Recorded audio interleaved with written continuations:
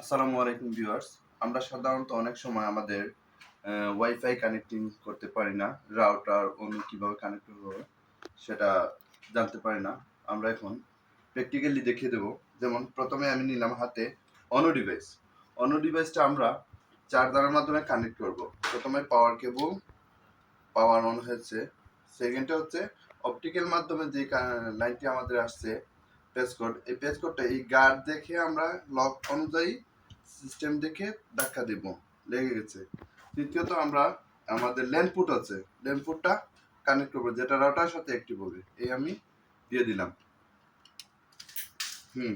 হয়ে গেছে অনু connect. অনুতে LAN আসবে, ফোন আসবে। সেকেন্ডে আমরা রাউটার, রাউটারে আমরা প্রথমত পাওয়ার কেবল, প্রথমে পাওয়ার কেবল দেব। পাওয়ার কেবল জাস্ট পাওয়ার আসছে। আমি ওই যে অনু থেকে যে ল্যান্ডপোর্টটা আমাদের আসছিল সেই ল্যান্ডপোর্টটা এখন কানেক্ট করব।